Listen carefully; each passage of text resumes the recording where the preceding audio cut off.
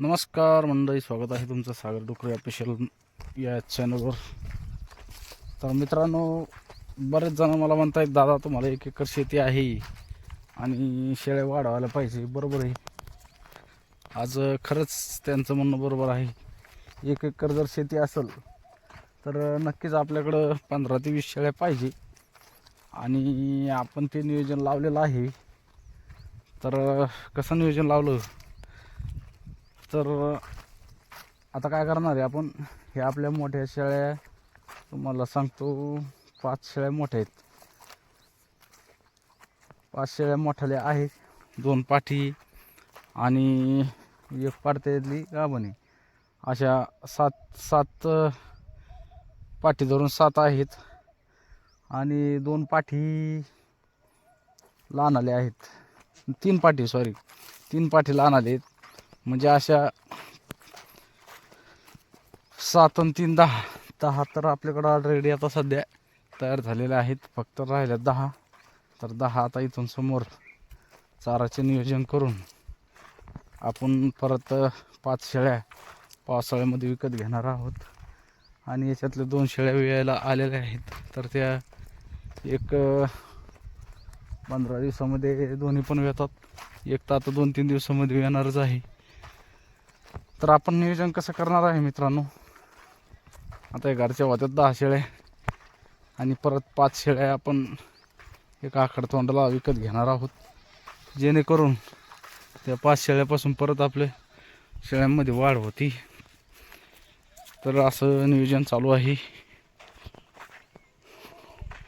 इसलिए वाढायच्या इन्कम कसं करायचं मित्रांनो. 20 शेळ्या आणि 1 एकर जर शेती असेल तर 1 एकर शेतामध्ये तुम्ही 20 शेळ्याच्या चाऱ्याचे नियोजन लावू शकतात.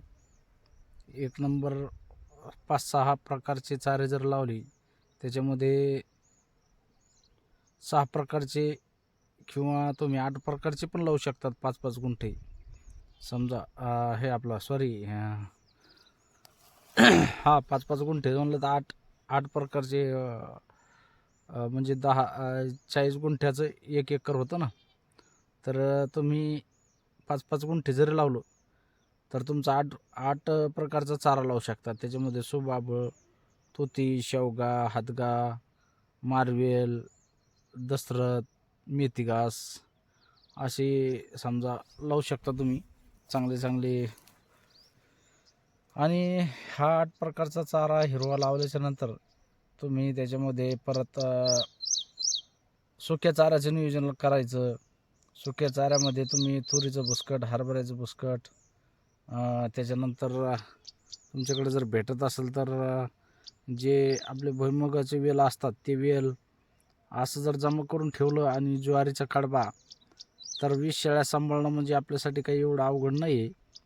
20 शेळ्याचं नियोजन तुम्ही जर केलं तर 20 शेळ्या आणि 40 पिल्लं एवढ्या 1 एकरमध्ये भरपूर झालं. त्यांना 1 एकरमध्ये तशा 40 पण शेळ्या ॲडजस्ट होतात. पण एक मी थोडक्यात तुम्हाला सांगण्याचा प्रयत्न केला. आणि तुम्हाला एक गोष्ट सांगायची म्हणजे मित्रांनो, फक्त मनामध्ये जिद्द असेल तर शेळीपालन काही अवघड नाही कुठलं. तुम्ही 1 एकरमध्ये लागवड करून 20च्या ऐवजी तुम्ही 30-40 शेळ्या पण त्याच्यामध्ये ॲडजस्ट करू शकता. फक्त चाऱ्याचं नियोजन व्यवस्थित लावलं गेलं पाहिजे. चाऱ्याचं लावलं गेलं पाहिजे, आपल्याला त्याच्यामधलं सगळं संगोपन करता आलं पाहिजे, सगळ्याच गोष्टी आल्या पाहिजे. नुसतं शेळ्या आणून शेडवरती उभ्या करायला नाही जमणार.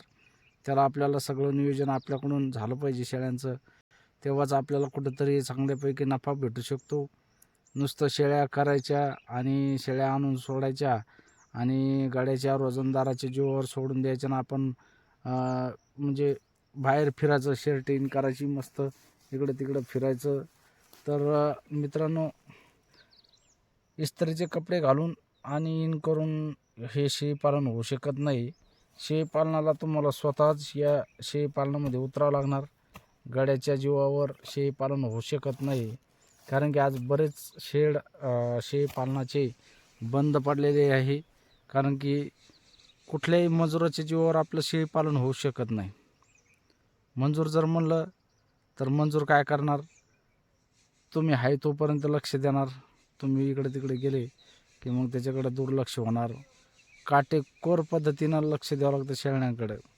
शेळी कोचमरली का, शेळी चारा का बरं खात नाही, शेळी पाणी पिती का, सगळं नियोजन त्यांचं लक्ष ठेवावं लागतं. आपण स्वतः मालक म्हणजे गड्यासारखं वागावं लागतं, तेव्हा स्वतः मालकानं तिथं राबावं लागतं, तेव्हा शेळीपालन सक्सेस आहे.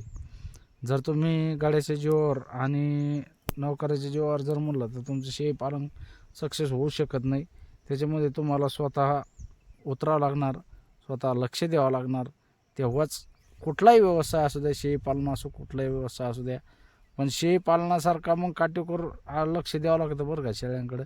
असं नाही की तुम्ही शेळी आणून सोडी गोठ्यामध्ये तिला नुसतं चारा टाकत राहिले, तिच्याकडं ए टू झेड तुम्हाला लक्ष द्यावं लागणार. ज्या दिवशी चारा नाही खाल्लेला त्या दिवशी तिला डॉक्टरला बोलवून तिचं तब्येत बघणं, तिच्याकडे लक्ष देणं, हे सगळ्या गोष्टी आपल्याला काटेकोरपणे करावं लागतात. तेव्हा आपलं शेळीपालन हे 100% 1 एकरमध्ये जर 20 शेळ्या जर सांभाळल्या तुम्ही, तर जवळपास तुम्हाला 40 पिल्लं त्या शेळ्यांपासून एक 6-7 महिन्यामध्ये भेटत आहेत. म्हणजे वार्षिक जर म्हणलं तर 15-16 महिन्यामध्ये 18 महिने धरा समजा, तर 18 महिन्यामध्ये तुम्हाला सरासरी 80 पिल्लं 20 शेळ्यापासून भेटतात. तर 80 पिल्लं तर आपण 6 महिन्याचे धरू समजा, 6-7 महिन्याचे, 7 महिने जर म्हणलं तुम्हाला 40 पिल्लं त्या शेळ्यांकडून भेटतात. 5 पिल्लं जाऊ द्या, 35 पिल्लं जरी म्हणलं, आज तुमचं एक पिल्लू जर 8-8 हजार रुपयाला जर गेलं 6 महिन्याचं, आता सध्या तर रेट भरपूर आहे, 10 हजारापर्यंत पण जाऊ शकता. 8 हजार रुपयाला जर गेलं तर 8 त्रिक 24, 2,40,000 रुपये, सरासरी 2.5 लाख रुपये धरा. बाकीचा खर्च वरचा खर्च सोडून द्या समजा, तर 2.5 लाख रुपये जरी म्हणलं तर तुम्हाला महिन्याला, आज विचार करा मी 7 महिन्याचे 2.5 लाख रुपये जर म्हणलं तर काय महिना पुढं राहील तुम्हाला. जवळपासच्या 4-7-28, 3-7-21, तुम्हाला सांगतो जवळपास 31-32 हजार रुपये महिना तुम्हाला या शेळीपालनामधून पडतोय 7 महिने समजा. तर सरासरी आपल्याला तेवढा न धरता आपलं सरासरी सरसकट 20,000 रुपये धरा. 20,000 रुपये महिना म्हणलं तर 10,000 रुपयाचे आपलं 10 महिन्याचे 20,000 रुपये नाही 15 धरा, तरी तुमचे 3 लाख रुपये आलेले. म्हणजे तुम्ही 10 महिन्याचे 3 लाख रुपये सहज या 20 शेळ्यापासून सांभाळू शकता. आणि काहीच नाही खर्च तुम्हाला, काही नाही, फक्त तुम्हाला तुमची मेहनत करणं खूप गरजेचं आहे. तर शेळीपालन खूप सुंदर आहे मित्रांनो, शेळीपालन नक्कीच करा. व्हिडिओ कसा वाटला कमेंटमध्ये नक्की सांगा. व्हिडिओ आवडल्यास व्हिडिओ लाईक करा, नवीन असेल चॅनल सबस्क्राईब करा. चला थांबू, येतच व्हिडिओ खूप मोठा होत आहे. जय जवान, जय किसान, जय हिंद, जय महाराष्ट्र.